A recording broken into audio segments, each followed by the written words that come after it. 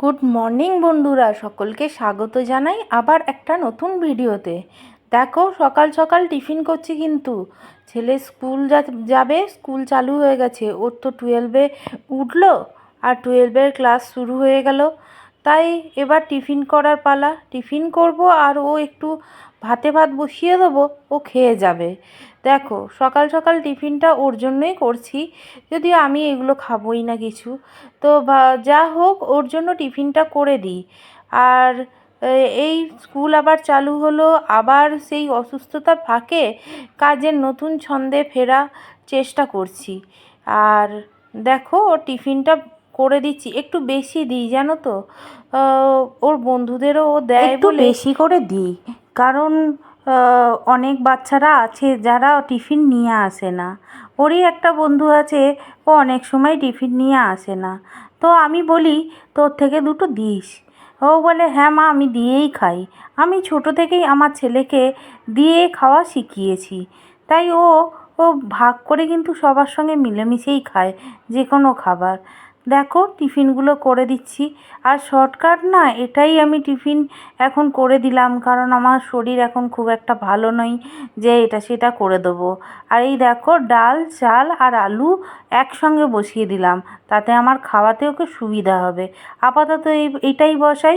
ভাত একবারে বসালাম না, কারণ আমাদের গরম গরম খাওয়া অভ্যস্ত তো, তাই ভাতটা পরে বসাবো। দেখো, স্কুলের জন্য রেডি হয়ে গেছে। আর ও না ভিডিও করলে বড় বিরক্ত হয়, তাই জন্য আমি ওকে জলটা দিচ্ছি। ও অস্বস্তি বোধ হচ্ছে। হ্যাঁ, বলছে, মা ভালো লাগে না, ভিডিও করো না। ঠিক, তো আমি আর ভিডিও করব না তোর। গুড মর্নিং বন্ধুরা, সকলকে স্বাগত জানাই আবার একটা নতুন ভিডিওতে। দেখো, সকাল থেকে অনেক কাজ হয়ে গেছে, ছেলেকে স্কুল পাঠিয়ে দিয়েছি আর নিজেও টিফিন করে নিয়েছি। আর ভাবছি এখন কি রান্না করতে হবে। তো বরমশাইকে বলেছিলাম যে একটু ছোলা নিয়ে আসবে, মোচা করব। কিন্তু ছোলা তো আনিনি, কারণ ও একটু মাছ ফাছ দিয়েই খেতে পছন্দ করে। কিন্তু আমার এখন নিরামিষ খেতে ইচ্ছা করছে, কি করব। তো আবার আমি দোকানে গিয়েছিলাম, আর দোকান থেকে ছোলা নিয়ে এসে ছোলাটাকে একটু গরম জলে ভিজিয়ে রেখেছি। তো তারপরে মোচাটা রান্না করব। চলো বন্ধুরা, কি রান্না করি সকল কিছু একবার তুলে ধরবো। আমার সঙ্গে থেকেও সকলে। তো চলো, ভিডিওটা দেখতে থাকো। চলো, রান্নায় চলে এলাম। আজকে আর সেইভাবে শরীরটা তো খুব একটা সুস্থ নয়, বেশি কাজ করতে গেলে আবার বিছানায় পড়বো। তাই জন্য মোটামুটি যা কিছু আছে কাজকর্মগুলো না করলে নয়, সেগুলোই করেছি। আর নতুন করে সেগুলো একই কাজ আর তুলে ধরলাম না, একদম সরাসরি রান্নায় চলে এলাম। দেখো, আমি করব লোটে মাছ। লোটে মাছ জানো তোমরা খাও? আমরা খুব ভালোবাসি লোটে মাছ খেতে, তাই ভালো করে কষিয়ে লোটে মাছটাকে রান্না করছি। আর লোটে মাছ আমাদের বাড়িতে সবাই পছন্দ করে। দেখো, আদা, রসুন, পেঁয়াজ আর শুকনো লঙ্কা, হলুদ সব কিছু দিয়ে মাংসর মতন কষাতে হবে। আর অনেকে না গোটা গোটা খায়, কিন্তু আমি না লোটে মাছ গোটা গোটা করতে পারি না, আমার ভেঙে যায়। তাই জন্য আমি ঝুড়োটাই করি, আর ওই দিয়েই আমার ভাত খাওয়া হয়ে যায়। আমার আর অন্য কিছু চাই না, কারণ আমি অন্য কোনো মাছ খুব একটা বেশি এখন আর খেতে পারি না, কিন্তু লোটে মাছটা খাই, তাই আমার খুবই ভালো লাগে। তাই লোটে মাছটা খুব ভালো করে করলাম। বেশি কিছু রান্না করিনি জানো তো, শরীরটা তো খুব একটা ভালো নেই, তাই খুব বেশি কিছু রান্না করলাম না। এই লোটে মাছটা করব, আর কালকে টক ডাল আছে, আর একটু মোচা করব, নিরামিষই মোচা করব। ওর বাবা একটু মাছের মাথা, তারপর চিংড়ি মাছ এইসব দিয়ে মোচা খেতে ভালোবাসে, কিন্তু আমার না ভালো লাগছে না, ঠিক মাছের মাথা দিয়ে কোনো জিনিসই ভালো লাগে না। আর চিংড়ি মাছ দিয়েও আমার খেতে ইচ্ছা করলো না। আমার একটু ছোলা দিয়ে খেতে ইচ্ছা করছিল। ওর বাবাকে সকালবেলা বলেছিলাম ছোলাটা আনতে, কোনো মতেই আনেনি। তো ও যেহেতু নিরামিষ পছন্দ করে না, আনেনি। তাই তাই জন্য আমি আবার সামনের দোকান থেকে ছোলাটা নিয়ে এসে গরম জলে ভিজিয়ে রাখলাম, যাতে ভিজে যায়। আর প্রেসারে না এটা মোচাটা সেদ্ধ করে নিয়েছিলাম একটু। একটা সামান্য সিটি দিয়েছিলাম, দিয়েই তাতেই সেদ্ধ হয়ে গেছে। আলুটা ভেজে নিলাম, আর এটাও আদা রসুন পেঁয়াজ দিয়ে করব। নিরামিষই বলতে ওর মধ্যে কোনো মাছ ফাছ দেবো না, শুধু আদা রসুন পেঁয়াজ দিয়েই মোচাটাকে করব। আর ছোলা দেবো ওর মধ্যে, আর ঘি গরম মশলা দিয়েছিলাম, তাতেই আমার বেশ সাদামাটা খুব ভালো লেগেছিলো খেতে। আর এই যেন শুকনো শুকনোই খাবার খেয়েছি, কারণ কোনো ডাল ফাল কোনো কিছু লাগেনি। কারণ লোটে মাছ হলে ওটা মাখিয়েই ভাত খাওয়া হয়ে যায়, আমার আর কোনো কিছুই লাগে না। আর পাশে দেখো আমাদের ভাত বসিয়েছি, আর খুবই সামান্য ভাত হয় আমাদের, খুবই কম কম সকলেই ভাত খায়। তো এই দেখো মোচাটা আমি বসাচ্ছি, আর ছোলা দিয়েই করছি, কিন্তু যখন মনে ইচ্ছা হয়েছে সেটা তো করেই ছাড়বো। তো মোচাটা সেদ্ধ করে নিয়েছি, বেশি সময় লাগবে না মোচাটা হতে। তা আলুগুলোও ভাজতে ভাজতে সেদ্ধ হয়ে গেছে। তো মোচা এইভাবেই আমি করি, আর কে কেমনভাবে করো আমি জানি না, কিন্তু আমি এইভাবেই করেছিলাম, আর খেতেও বেশ ভালো হয়েছিল। আগে ছেলে না মোচা খেতে ভালোবাসতো, এখন দেখছি ওর খাওয়াটার সব কিছু বদলে যাচ্ছে। মোচা খেতে এত ভালোবাসতো, সেই ছেলে মোচা খেতে চাইছে না। আর মোচা খাওয়া খুবই ভালো, এর মধ্যে আয়রন আছে, তাই মোচা খাওয়া খুবই ভালো। দেখো মোচা করা কমপ্লিট হয়ে গেছে। এই দেখো টক ডাল, ভাত, আর এদিকে করেছি লোটে মাছ আর মোচার তরকারি। ব্যাস, আজকের রেসিপি এইটুকুই ছিল। গুড আফটারনুন বন্ধুরা, আবার চলে এলাম।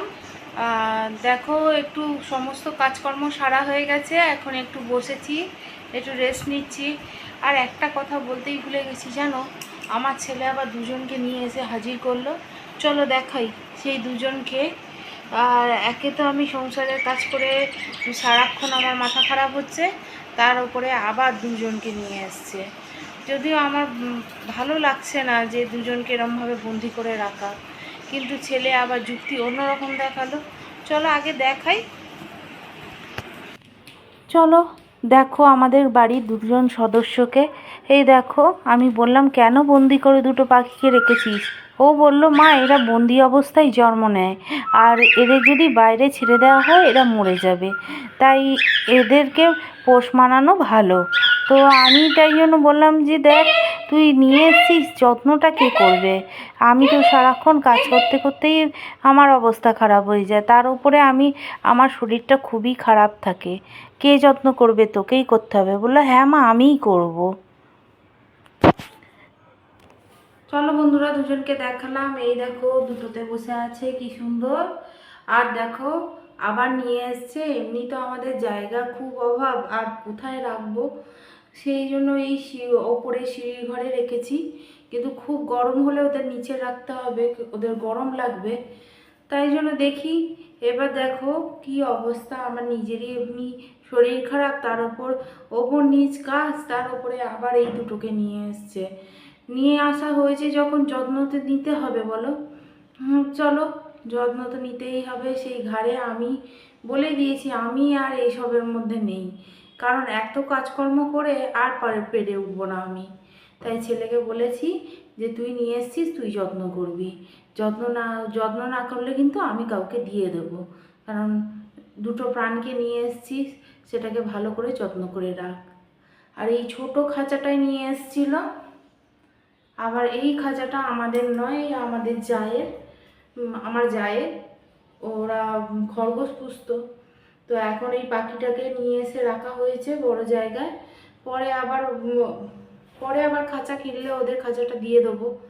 তো এই জন্যই তো আমার ছেলেটা একদম কথা শোনে না জানো, অনেক দিন ধরে আমি বারণ করেছি যে আনিস না, তবু নিয়ে এসে হাজির করেছে। আর কি করব, নিয়ে এসছে, ফেলে তো দিতে পারি না, তো রেখেছি। ওই খাবার খাচ্ছে আর বসে আছে দুটোতে। তবুও আমি তো একা থাকি, কি মানে মুখে ডাকছে, এ করছে, খুবই ভালো লাগছে। তো আজকের জন্য এইটুকুই ভিডিও। তো সকলকে টাটা। চলো বন্ধুরা, সন্ধ্যেবেলা একটু হাঁটতে বেরোই, আর মুদিখানার কিছু জিনিসপত্র আনার আছে, তো আনতে যাই। চলো। একটু বেরিয়ে আসি। চলো বন্ধুরা, একটু হাঁটতে বেরিয়েছি, হাঁটছি আমি রাস্তায়। আর চলো বাড়িতে গেলে দেখা হবে কি কি জিনিস নিয়ে বাড়ি ফিরলাম। চলো বন্ধুরা, আমি হেঁটে চলে এসেছি। এবার দেখো, আমি মুদিখানারও কিছু জিনিস নেব বলে গেছিলাম, তো কি কি জিনিস নিয়ে এসেছি দেখাই আপনাদের। চলুন দেখাতে থাকি। চলুন, কাজের শেষ নেই, হাঁটতে গিয়েও কাজ নিয়ে যাই। এই দেখুন, জিরে, বাদাম, আর এটা হচ্ছে গোটা গরম মশলা আমি গুঁড়ো করব, আর সাদা তেল, সর্ষের তেল, শ্যাম্পু, আর নুন। এগুলো খুব দরকারি ছিল, কিছুই মুদিখানার সমস্ত কিছু শেষ হয়ে গেছিলো, তাই জন্য এগুলো আনতে আমি দৌড়ালাম, আর হাঁটাটাও আমার হয়ে গেল। তো আজকের জন্য এইটুকু, সকলকে টাটা।